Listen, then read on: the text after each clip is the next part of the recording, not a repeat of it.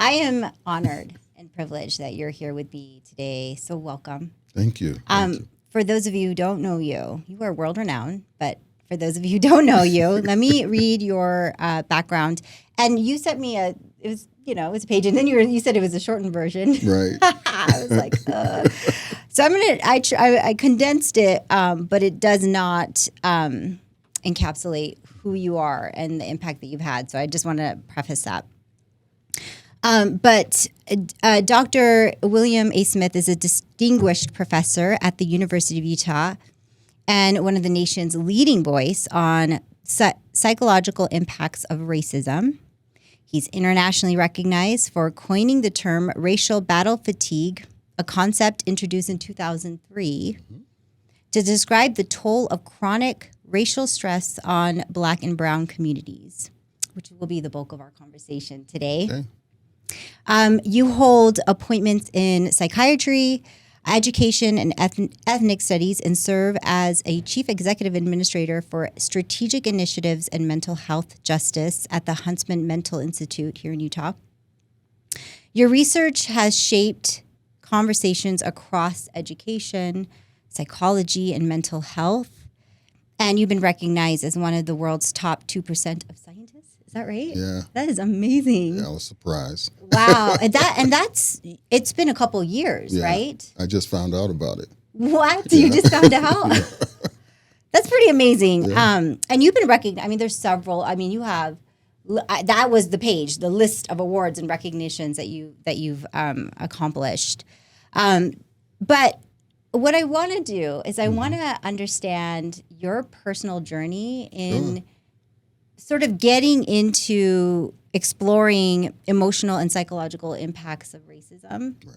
So before, what led you to even coin the term racial battle fatigue? Well, it really starts when, in my youth. Most people don't think this, but I was kind of, a sensitive kid. I couldn't watch TV and watch somebody get killed without crying. So I was always had a high empathetic, concern for others. Yeah. And that kind of led me into psychology. But before even getting there, growing up in Chicago, in the Chicagoland area, Chicago's still considered one of the most racially segregated cities in the U.S. So we knew as little Black kids that we couldn't ride our bikes into white neighborhoods. We've heard the stories about a Black boy riding his bike into the mayor of Chicago's neighborhood and get killed. So he gets stoned to death. And so I always ask myself, why do we get treated like this? Why do they see us like this? And by asking those kind of questions and then going through those type of experiences, like in college, being hyper-policed, people not respecting who and what you are, people being scared of your presence. You're only there to entertain them on a football field or basketball court. And so those type of things really led me to thinking about what is the cost of being in a racially minoritized group. And so I went into actually psychology, then counseling psych, and I thought I was doing the right thing because my emphasis in counseling psych really was on Black women, was on rape, incest, sexual abuse type issues. I studied that because I felt it was one of the most heinous crimes that you can think of. Yeah. But I felt like a vigilante that if I were to find out who the people were, I want to just take them out, right? But one of the things I didn't realize at the time in counseling psych was that I wasn't really being taught about the issues that Black and brown people face. So I kind of switched over to social psych, and that's where I got my doctorate in looking at educational issues. But it still took me some time to really bring a focus into the cost of racism. And I started doing that right before I came to the University of Utah about 26 years ago. But that's where it all started to make sense because, I started looking at the data But then I was feeling the same way that the data, Right. you know, At the was same time. reported. Yeah. Right. And I was like, well, what is this? I knew it was a biopsychosocial kind of interpretation, but we never had a name for it. Right. And it was just almost like the creator hit me one day in the car and said, call it racial battle fatigue. And I pulled over and I wrote this down, right? And I started using the term, strengthening the biopsychosocial research model that I was creating, making it much more multidisciplinary. And from that point on, I started using it, and people were, saying, well, that's what I feel, even without hearing the definition. Yeah, because you just the racial battle fatigue. There's three different things that are going on at the same time. I mean, in a very simplified way. Exactly. Right? And so you put it together. It explains what you're navigating. Right. And I'm so grateful for this because when I've heard you talk several times, speak at several different venues, and I just felt seen. And the language, because I didn't grow up having language to even racial microaggressions Right. was something like what that Yeah. was a thing Yeah. that actually is a thing. And then hearing racial battle fatigue, I was just like blown away. And I think I'm not alone in this, but just to feel that scene. Yeah. I'm curious, coming from Chicago and then coming to Utah, and you're talking about how you're experiencing what your scholar is around. What's unique? Was there anything unique in Utah? Well, it was the first place I've been where I was in a significant minority population, as far as numerical minority. Then you had to deal with issues of religion and other things. But what happened here was things that you can explain away in other places, but you can't explain away here. So my first semester, being stopped by the police twice, one time being their guns were drawn, right? So how many people, if you survey them, can say as an adult, by the time they were an adult, the police have pulled their gun out on them, right? Disproportionately higher rates of people who look like me have had that, right? And particularly black men, right? So what does that mean, and how do you feel in a place that you just arrived to where the police, with no good intentions and no reason to really stop you? I was actually dropping a colleague off, a white woman colleague, Dr. Audrey Thompson. And we were both at Illinois at the same time. She was ahead of me. But to see that take place and feel it, it's like, do I belong? And that's the question many of us ask at work, in communities that we move to, in the businesses that we work in. How do we fit? How do we show up? How are we being perceived? Yeah. Do you so tell us, what is racial battle fatigue? Give I'll us give you- a definition of what it is, and then I know it came to you kind of an epiphany. You were driving, but why did it strike you when you were like, okay, that's what it is? What about it struck you? Okay. The scientific definition is a systemic, racism-related, repetitive stress injury. Okay? So that's what it means. Well, I And like that scientific. That's a really good. When you said that, I was like, what? Yeah. So like you said about racial battle fatigue, every word means something. Systemic. It's in everything that operates within our society. Work, neighborhood, politics, you name it. So systemic, racism related. So it's dealing with racism. Repetitive. It's something that continues to happen throughout the course of your life, right? And then injury, right? So the injury part is important, just as important as the other words, because what it suggests is we can heal from an injury. It doesn't have to be terminal. However, if it's not treated appropriately, then premature death could occur. So it also answers the questions about why a shortened lifespan for certain racially minoritized groups. Yeah, and I remember you describing this was years ago, but you described it as someone going to the doctors and they get their joints checked, and if they break a bone, that they get X-rayed, and but this particular there's physical elements of it that are not being checked or Right. not being, and that was many years ago. I don't even know if that's changed. Yeah, not too much. We still get reports where racially minoritized groups go to the doctor, and doctors or nurses feel like they have a higher tolerance for pain, right? Or if you go in there, there's certain stereotypes. So if you're Chinese American or Japanese American, Korean American, you go to a therapist. Many therapists hold this kind of model minority stereotype. And so they can't see the issues that you might be expressing. So now you're misdiagnosed. You're not treated appropriately because they don't believe this. They don't even hear the stories that you're telling because the script is already written. So, and then for other groups, they might stereotype them in other ways. So those things are still happening. And the unfortunate reality of today is that now we're living in a society that wants to whitewash everything. And so that we can't have discussions, debates, and scholarship and research around those areas. Yeah. So tell me, what are those? What are the implications? How does racial battle fatigue manifest? Okay. So I gave you the scientific definition. Let me give you the kind of laypersons.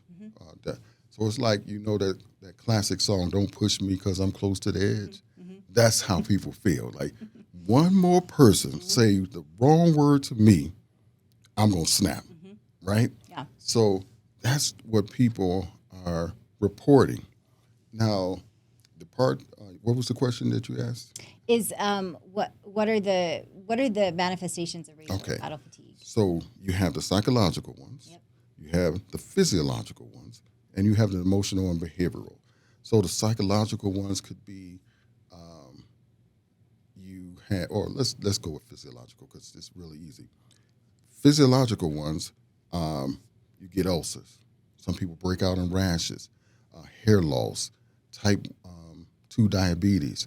So oftentimes people will say for certain groups, certain racially minoritized groups, black and brown people, that hypertension or diabetes run in their family. My question and my retort is this. No, what runs in their family is dealing with white supremacy and racism every day. The consequences of that leads to This physiological outcomes. Yeah. exactly. So tell me the behavioral. So I behavioral. mean, you're talking about the close to the edge. What are those? What does that look like? And then how is that misinterpreted? So let's just say in a school setting, in all the different systems that are in place, how does that get interpreted? Well, some of the behavioral ones might be academic disengagement. I really feel like I'm a good student, but because of the way I'm treated in this classroom, I disengage. It could be absenteeism. It could be withdrawal. It could be you getting upset, right? Some of these symptoms cuts across each other, Yeah. right? So they're not always neatly lining up in this biopsychosocial model because they're interrelated. But, withdrawal is one. Being frustrated, right? Not talking to, your friends, not knowing how to self-regulate, right? So you might be dealing with something in an external environment that's treating you, with racial microaggressions. Then you come home and you silent. And then your partner might be like, "Well, why aren't you talking?" And you don't want to speak. And this typically for a lot of men, they might be processing, where their partner might be wanting them to talk about what's going on. Why are you so distant from me? And sometimes a partner might think it's something wrong with them when it's just him experiencing these negative treatments out in the larger society and really not trying to bring it home, but he doesn't have a space to process. Yeah. You teach this. Yeah. At the University of Utah, of all places. a majority white institution. Yeah. How are people processing this? How are people understanding this? I think I've been fortunate in a lot of ways because, I teach one class because I'm really primarily administration and research. They're full. It's graduate students. So they're there because they want to learn. The university likes to have people who draws attention, especially positive attention usually. And sometimes negative attention, they like that, but not too much. Yeah. Right? Yeah. And so having someone like me who is researching this gives the university, just another high-profile scholar to have, and that's what they want. So I've been supported in a lot of ways, but I also have departments that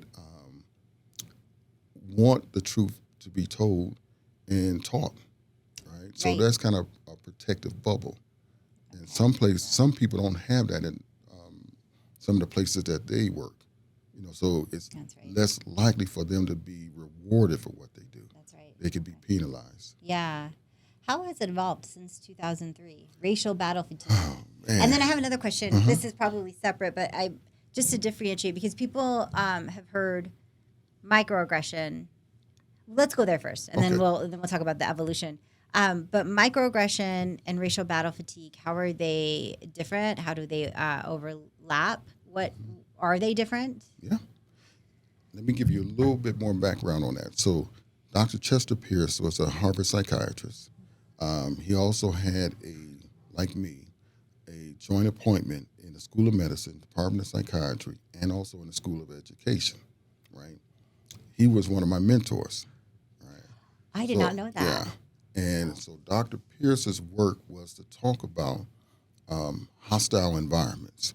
He was working with, actually, I think it was a military department on one of their bases, and looking at extreme conditions and how that those extreme weather conditions, how they play out on the body, and how people might get depressed in those environments. And so he was working with them on that project. He was coming back from it. He had to go to Detroit to have a layover before going into Boston. And it was in Detroit airport where he got verbally assaulted by a white man. And he said, that's the first time I ever wanted to kill somebody. It was that bad. And so with that, he started processing what is this feeling and what just happened. And he called that a racial microaggression. So he was looking at the work that he was doing on this base in those extreme conditions. And part of that, he had another term called mundane extreme environmental stress, Okay. MEIS, right? Okay. And so he was saying that these extreme conditions are stressful. And then when he experienced it, so he had a revelation much like me. When he experienced it, he said, now, he was primarily focused on blacks at the time, black people are living in these extreme conditions. And within those extreme conditions, the offensive attack, because he called them offensive mechanisms, the offensive mechanism that the dominant group uses are racial microaggressions to put them back in their place, right? So you might get a job at a Harvard like he did, but those in the dominant community would use racial microaggressions, either intentionally or unintentionally. But the results are your discomfort, your dis-ease, so you're not feeling healthy in it. And then you say, well, I can't take it, I'm leaving. And so what their excuse is, oh, she left. Couldn't He handle left, it. right? It wasn't us, No. right? Because usually good people find, good jobs. So, they just got a better spot. So they don't take the blame because you left. But he understood it was those environments that really put tremendous negative pressures on us. And so racial microaggressions are the tools for offensive mechanisms. I call that today offensive racist mechanisms, to Okay. be really clear about Yeah. it. Racial battle fatigue is the outcome I see. of all that. I see. Okay. Yeah. So then how has it evolved since from when you coined the term racial battle fatigue in 2003, and now we are in a very different socio-political environment? What have you seen? How has it changed, or has it changed? Well, it hasn't changed too much because some of the same health related issues that we've seen across time are still there. You might feel higher in some things and a little lower in other ones, but really it's been a pretty much a constant. So if here's a real question: what happens to people when they are surprised about what happened?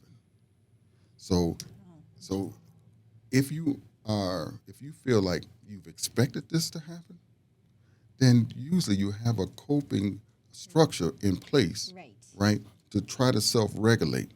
That's what I expect. That's what I expect for people like, whomever, Yeah. right? Yeah.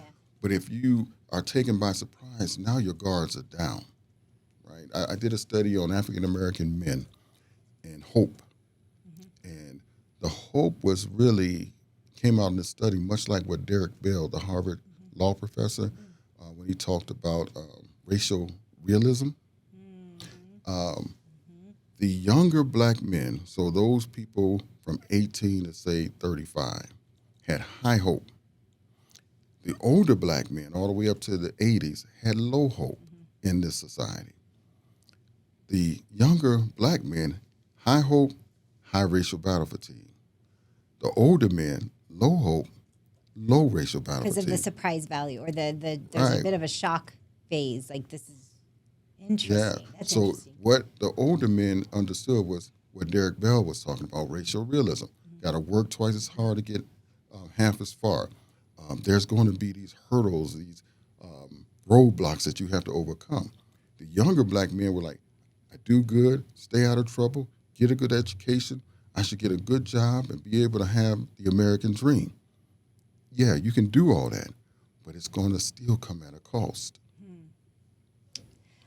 While you were saying that, I was thinking about, so I've been doing really, really surface level dabbling in epigenetics, and specifically around intergenerational trauma. And so when you were talking about the just the way your body reacts and is storaging all of this, the oppression, what, in the context of racial battle fatigue in your research, what have you found in terms of Oh, how it's evolved? So in terms of how this could be passed down from generation to generation, and does that inform that surprise value?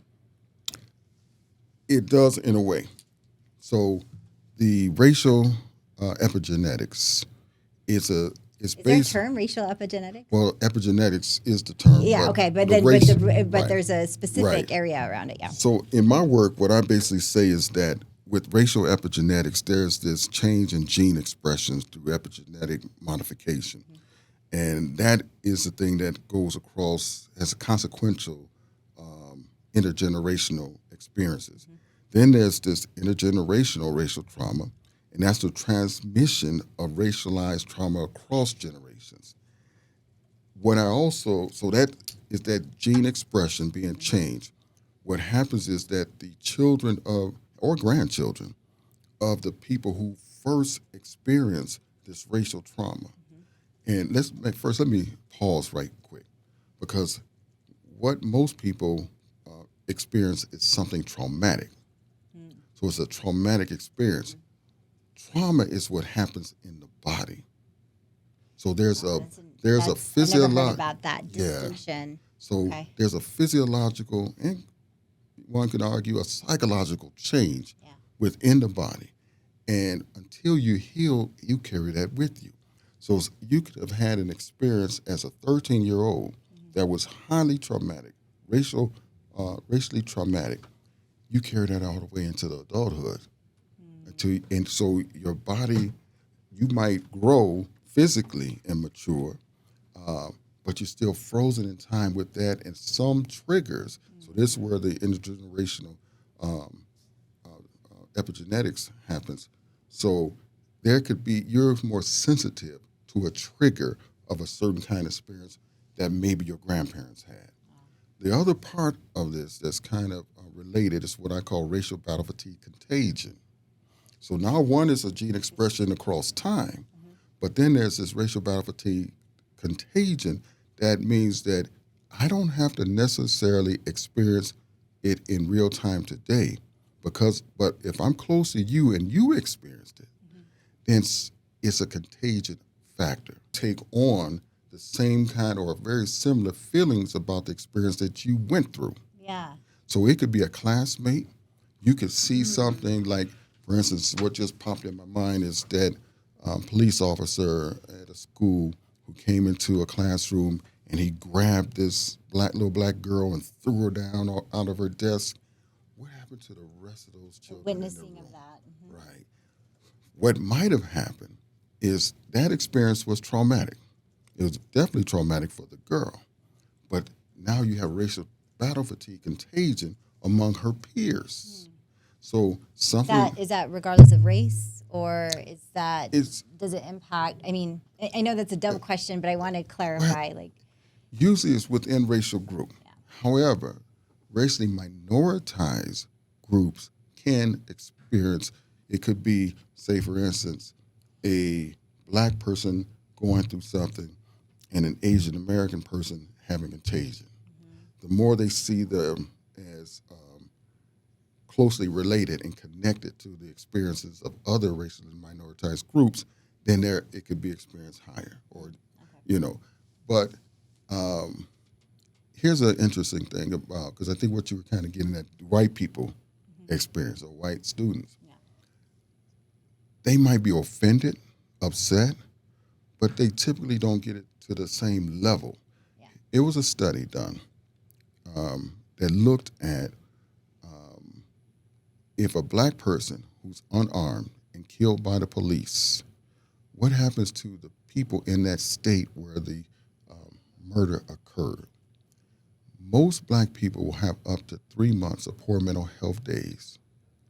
White people, in that study, they show are not impacted. They might be mad, upset, but they don't have poor mental health days. What happens if the black person had a gun and was killed by the police? Now, black people, poor mental health days are not compromised. So their mental health days are not compromised by being poor mental health. Whites aren't either. Then there was a national study that was shown. What about high-profile killings of people like George Floyd? That study went on to say that black people in the country who saw the film or heard about it, right, can have up more than 3 months of poor mental health days. So when George Floyd's murder occurred, my wife was obviously home. My daughter came back from Berkeley because they were shut down schools because of the COVID. My youngest son was there. Actually, at that time, my daughter-in-law and my grandson were living with us. Oh, so everybody was home. Right. We were so silent, frustrated. Many of them were crying, right? So it was like we felt it because it could have been us. That's racial battle fatigue contagion. So it doesn't have to happen 2 generations ago. It can happen in the everyday. Right. Speaking of white people, especially in Utah, have you seen? Okay, 2 questions. My brain's like moving around in different speeds, but what data and research have you seen in terms of those who are really, really impacted by racial battle fatigue? Who's been the most vulnerable? And then is there a difference in Utah culture? Because this is a very red state, conservative, majority, one religion. Is there something there that might also add a different variable? You Two know, questions, maybe yeah, five questions in one, that but I think that is testable. I'm not sure if it's what how much of the variance can it be explained by the Utah experience. I because know, it's different, yeah, right? Like it you is. have to admit that it's It different. definitely is different, and so you have to think about what is the level of support they have. But we also know that in Utah, um, racially minoritized groups tend to have closer knits. They're closely connected. So African Americans will really know each other and get into groups. Asian Americans, so it's important to have social support Yeah, networks, right? If you're in a place like Chicago, things can happen, and you might not have to have the total social support network like you would need here. That has to be tight. yeah, So you can have ways in which you can deal with things in a place like Chicago versus a place like here. So one of the things that if we don't see a significant difference, it might be explained away by the social support networks got that are it, needed got it. That makes that you sense. definitely depend upon. So we can't say that we can't just come out and say that Utah is better or is no different. There's something processing in those groups that are targeted that might make them respond in different ways that we will lean on, like religion, or we will lean on um, friendship networks or whatever. Yeah, It's almost like one time I was out cutting the grass and I saw a Jehovah Witness coming down the street. I was like, look at here, keep hope alive. You would never think in Salt Lake City, Utah, that a Jehovah Witness would, like it was in Chicago, where we see them every weekend, right? Because they knew they had an opportunity to share information with people. But here, with all these LDS and everybody else, that was the last person I would. yeah, And I told my wife, I said, "Yes, I just saw it. It was the first time in my life I probably was so excited about seeing a Jehovah Witness, but it's like they're there. But you feel like if you're Catholic, you're really Catholic here. If you're Baptist, you're really Baptist here. If you're atheist, okay. But if you are there are other kind of identities that you hold dear, you're really that here because you find strength in those numbers in yeah, those communities. yeah, yeah.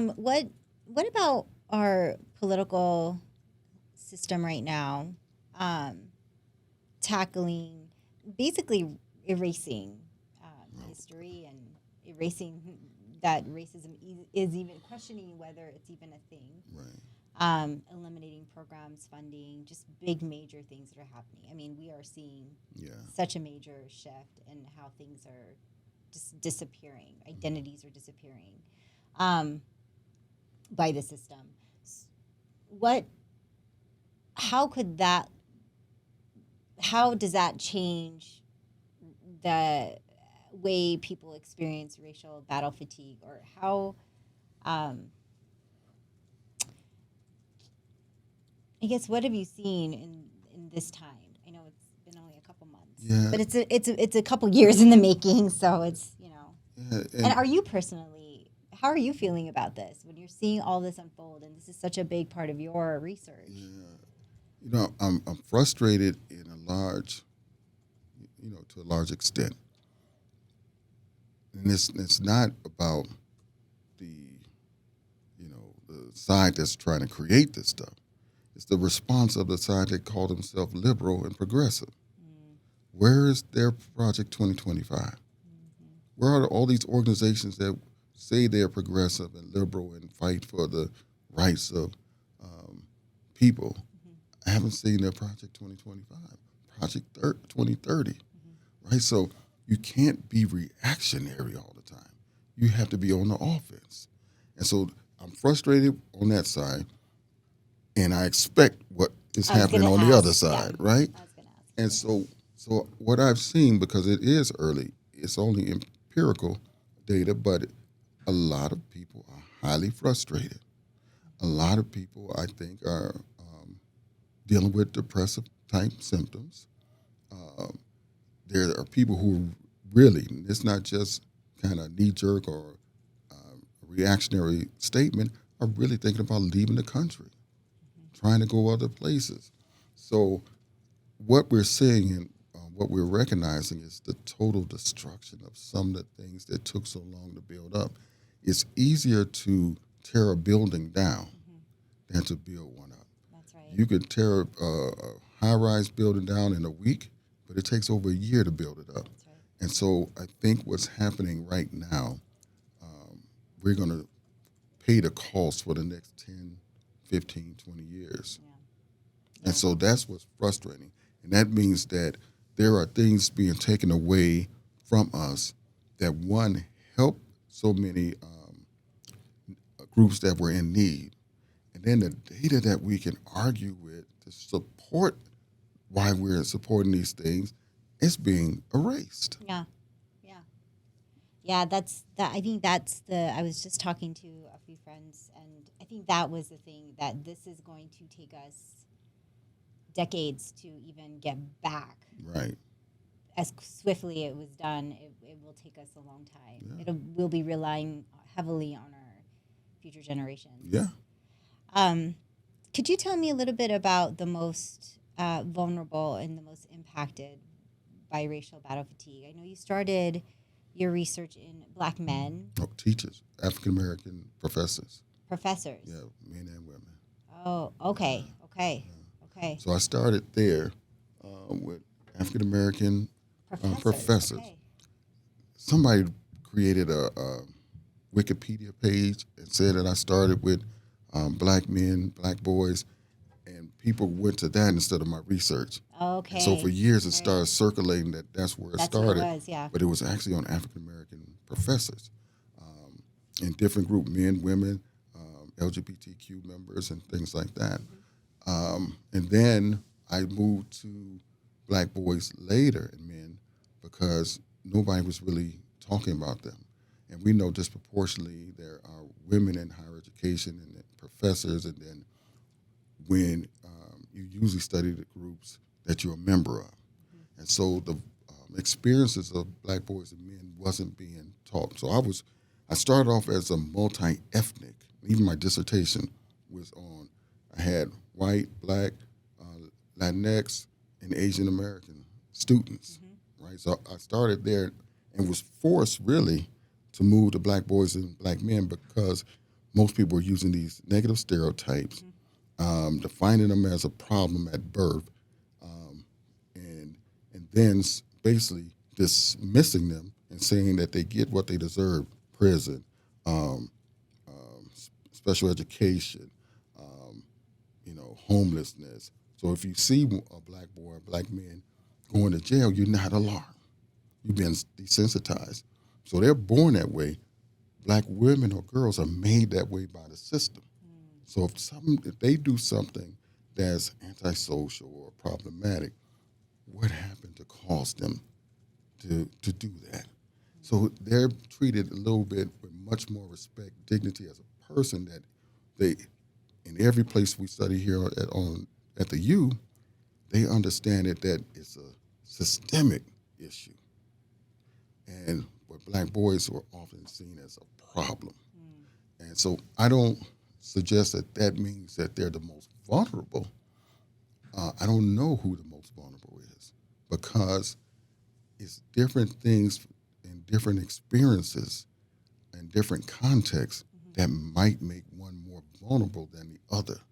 And then in a different context, you're more vulnerable than that person. Yeah. So it depends on a lot of different equations. Yeah, that makes sense. Yeah.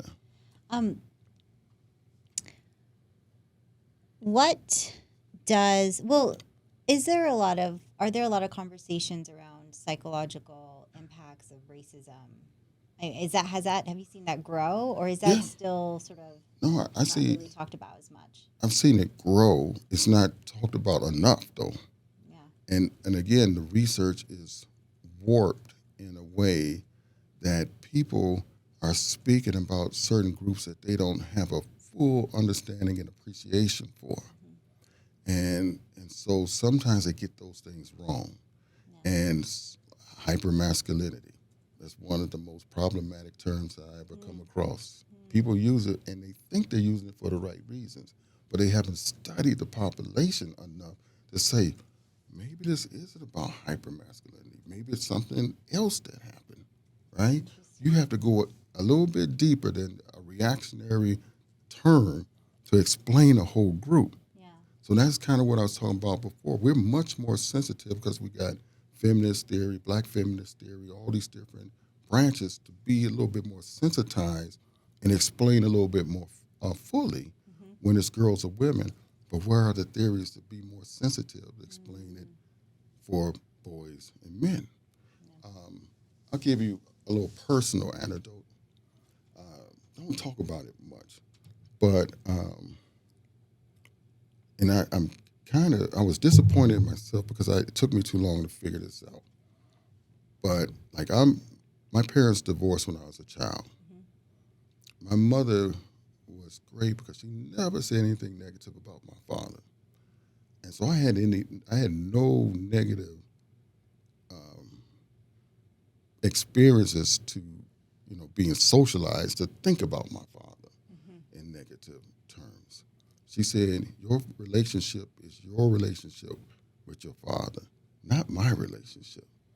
And so you need to have that opportunity to determine what that relationship is or isn't. And so, he was out of my life for a good chunk of time. And then he came back and I had other siblings and things like that. But I knew that I had older siblings. He was married once before, but he had twins out of wedlock. Now, here's where the significant part of the story. My father was raped from 12 years old to 15 years old by the woman next door who he was babysitting, right? Now, remember, at the beginning of the story, I told you I went in a counseling psych because I wanted to look at what happened to black women because I thought it was the most heinous crime that could be committed. Yes, you did say that, yeah. I was never taught that anything like that happened to boys, like through my whole counseling psych program. And I could have done the math because they only 14 years old. He's only 14 years older than them. So I could have done it. I kind of knew it, but I kept pushing it down and none of my siblings said anything. But then it came, he was in his 70s. And he said, well, when I was raped, I said, what? And this was news. This is something just you knew about it, but maybe it wasn't something that was verbalized. I didn't know it was a rape. But I kind of did because I found out that the woman was older. They weren't the same age. Okay. But I wouldn't do the math on it. And then when he finally said that, it was like, what? But it explained why his relationships rarely worked. Right? So why he could get you to the altar, but he couldn't show up afterwards. We don't spend enough time with black men. The CDC reports show that ritualistic sexual abuse to black boys start earlier than black girls and go longer.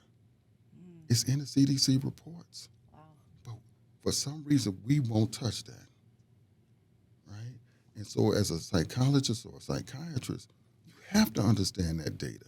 If you're going to treat fully a patient that's sitting in front of you to try to get them to health, you can't sit there and say, oh, he must have liked it. He should have liked it. He should have enjoyed it. The flippant remarks that we see on TV.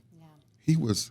He had emotional, psychological traumatization, and he was carrying that all the way to his grave. And he didn't know how to talk about it. And there was no one there to treat him. And he was born in 1930s. Yeah, I was going to say today right? That's still... Yeah. And then I had students, black male students at Western Illinois University, who would come up to me and tell me the same thing happened to them. And they're struggling, but nobody wants to listen.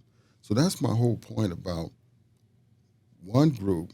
You can have a problem. Here's what Gabor Mate says. Let's not focus on the problem. Let's focus on the pain. Right? So what's your pain? What happened to you? Right?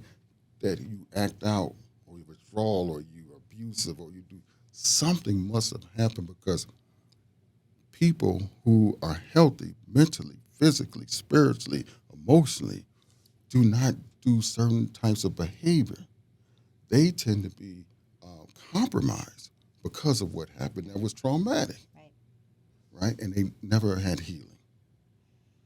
And would you say that there are not enough professionals that are, one, culturally competent, but don't even have these contacts to, I mean, it's not available even today. If people are searching for help, how would anybody, and we need more representation, I guess is what I'm saying. Or we need more honesty by professors who see the data but overlook it. The tables on black girls and black boys and being violated are right next to each other. But people don't look at the boys. They dismiss it, right? And we hear all these rappers who talked about the same issues. So it's a crisis. It's something that we need to fix. And I don't want to linger on that particular topic That's really too important much. to bring up, because they're debunking quite a bit of just even biases around and stereotypes and all the things that when we think about sexual assault, sexual abuse, violence, we don't know entirely.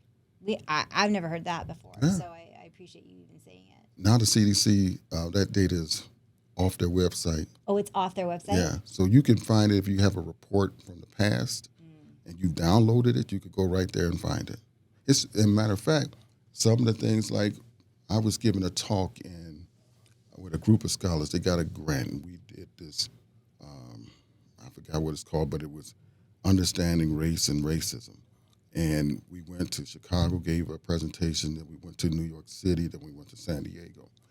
And I heard one of the presenters was talking about he wasn't married, or he was divorced from his son's mother, and he was spending time with his son at the playground, and people were, "Oh, is that your boy?" They were, like, celebrating him for being in his son's life. And he said, I don't really know how to understand that. And maybe it's because, black fathers aren't showing up for their kids. And I'm sitting in all this, I'm doing like this. He's shaking my head no. And then he was looking at me and he said, I just don't know. I said, don't worry, I'll clean it up when I get up there. So I was the last professor to go up. And one of the things I did was I talked about the CDC report that showed that black fathers, whether they live with their children or not, are more engaged than any other racial group of fathers. And people were surprised. And I said, it's in the CDC report, and you can find this data. And one of the presenters who had already gone, Dr. Luke Wood, he was in the audience. He's now the president of Sac State. He looked it up, and he said, it's there. It's right And here. I said, I'm not making this stuff up, But the thing is, even though that is a major reality, the stereotype is that we're not there. We're not present. And just because maybe your father wasn't present in your life, or your friends, or maybe the people on your block, doesn't paint the whole picture that way. Right. Shouldn't paint the whole picture that way. And so the reports do show, whether married, unmarried, whether living together or not, black fathers are much more engaged in that. That means giving your child a bath, reading to your child, walking your child to school, or taking your child to school, playing with them, being there for their activities, all that type of stuff. The CDC is not our friend. So they just That's doing right. research. That's right. Right? So this is just research. So they don't have an agenda to make black men look good. This is just the data that they show. So we have to quit being manipulated. We have to be much more sharp as far as critical thinkers. And we have to when we see or read something, one thing, we need to check sources and find 3, 4 more sources that can either support it or debunk it. Yeah. Yeah. No, I think, and that kind of leads me to this last question. What does healing look like in the face of systems trying to, and I want to talk more specifically for Black and Brown community individuals. What does healing look like right now, especially in a time where, and always, the systems are invalidating our lived experiences? What could that look like now? Well, well, there's something that we describe as radical healing. And so that's a framework that advocates for racial justice, critical consciousness, cultural pride, and collective healing. Part of that is supported by racial socialization. So something we call racial socialization is it has protective factors. It has things like cultural pride, being connected to your racial group, understanding that you are come from a rich history of people. So all those different measures, it could fall over into spirituality. Those are part of this kind of thing of healing. But one of the things that I've been saying lately is that we need to move away from just being resilient. Yeah. Resilient means that you can get back up. I don't know if you know. Well, let's just use Clarissa Shields. If she's a boxer, she's an African American woman who has won 5 belts, championship belts in 5 different weight classes. I mean, she could box. Now, if you get in the ring with her just off the street, you're gonna get knocked out. But you might last round 1, right? And you stumble back to your corner, and the bell rings. You get back in there. That's resilience. You get back up, right? So what we need to do is we have to understand that resilience is what we are forced to develop. That's right. Yeah. And then empowerment is what we're entitled to. Thriving is what becomes possible when institutions shift from demanding resilience and survival to ensuring justice. So what I've been saying this a lot lately in the talks that I give, that we got to move away from just being resilient. We got to start understanding what thriving looks like. And thriving gets us to healing. And I don't know if we even have a picture of what healing could be. Yeah. Because it's like from day one of our lives, we've been in this resilient, or some of us haven't had the tools to be resilient. Some of us fall down and can't get back up. And so we stumble into alcoholism or drugs misuse or something else, right? And that's means that you have become a victim of a racist, sexist, homophobic, classist, elitist society, right? So when you're fighting through all that, sometimes it takes a lot of strength, especially as a child. And think about it from day one. If your kid is in a school where she or he is not seen fully in their humanity, what happens? Academic disidentification. So what I've told teachers is, you've been taught wrong, you've been misled, you've been taught to teach to the brain. You really have to first start to teach to the body. Yeah. When the body feels safe, the mind opens up to all kind of possibilities of learning, right? So that starts you on a path of good health. And then you need other things within your life to support your healthy development and to be strong enough to fend away any of these arrows of attack, right? But being fully healthy in the United States of America is a major task. Yeah. And I don't know, there are some variables that we can say are part of health, but I don't know if we've seen anybody who's fully healthy. That's right. We're on the spectrum. That's right. That's right. And I really like what you say about resilience because it's almost looked at as sort of this badge of honor. Yeah. I sometimes I feel like our white counterparts are like they're resilient and there's just there's a energy around it that is just inaccurate. Right. And we had to be a certain way. I like what you say. We were forced into this way of living and surviving. That's resilience, but it's not necessarily the badge of honor that we need to carry on. Or grit, because some people use grit. That's another one. When they'll write a good letter for you, then you see this person. I've seen that. Yes. Right. It's like, why do I have to go through the worst experience in the world and try to overcome them to show my value? Yeah. So then what? So the thriving piece and the piece. I mean, I really love what you say about having a community. It reminds me of what you were saying earlier about our Utah community and how it is pretty close knit within different ethnic groups. But if someone is, I mean, and then also the compounding of your just day-to-day life, just day-to-day functioning. What kind of advice would you give a young person maybe listening to this, or someone even in their older age, or someone who's surprised? Right. What kind of advice can you give them at this moment? There's a couple of things. One, we have to read more. We have to have book clubs. We have to go to places where we can get together and talk about certain issues. So, like, I'm on the board of the Nettie Gregory Center that was founded here in 1964, that many,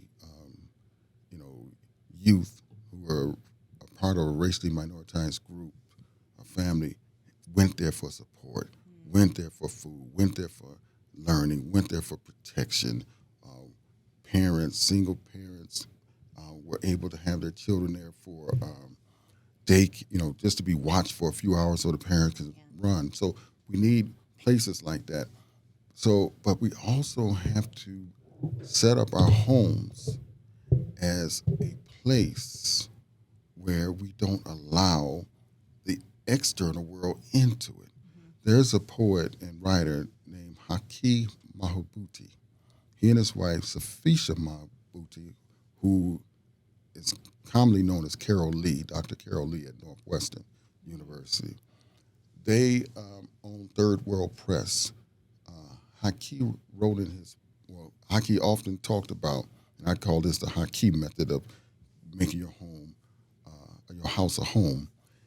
He said that he can tell the mental health of the family as soon as he walks into someone's house without saying a word and them saying a word to him. Because he can look visually, what does it look like? What do I hear? What do I smell? So if your black house or your brown house looks like the dominant group, maybe that's not the healthiest environment that you should have. Yeah. Maybe you should have culturally reinforcing art and music and food and everything else that nourishes the soul and the body. Yeah. So if you walk into my house, you're going to see African art, African American art. All on the walls, you hear African American music. There's food that you're going to smell that's that good traditional food that sometimes it's bad, and we need to push up off of that too. But push off. Yes, but you're going to understand that you're in a black house, and that's a place of solace and protection and comfort and feeling healthy. And the last thing is, we have to do better with our exercise. We have to be mobile. We have to walk. We have to watch what we eat. But we have to do better with keeping the body like a temple, right? And the last thing I'll say is this. Dr. Pierce also had a phrase that he called STEM. And that's way before science, technology, and all that other stuff, right? Mm-hmm. STEM was when your STEM is oppressed, your stress goes up. STEM is this. S is your space. T is your time. E is your energy. And M is your mobility or movement. So when your STEM is oppressed, stress goes up. Yeah. When you have more control of your STEM, stress goes down. So that means that you have to always be, and this for younger and older people, look at what your STEM is. What is your spatial surroundings? How much time and energy is something taken away from me? At what cost? Yeah. And how easy is it for me to move the way I need to move? But then there's another side of that. Movement can also be dance, cultural dance or expressive dancing. When you move, you heal. And so we have to understand that STEM is so important as a part of our life, and we have to take much more control over it. I mean, that's it's such a good reminder because I sit a lot, and then also that speaks to how the traumas in our body just kind of they get stuck, and they stay stuck if you're not moving your body around, if you're not moving that energy around. So I really appreciate you saying that. But the spatial thing, I'm even thinking about my house, and I'm thinking about what is what is something that I want people to perceive about me, and what is actually reinforcing my identity. Right. And oftentimes I live in the space of perception where how do I want people to perceive me so they take me more seriously, or whatever the indicators are. But Right. so that gives me a lot to chew on right there, just even that last part, because I'm thinking about my home in that way.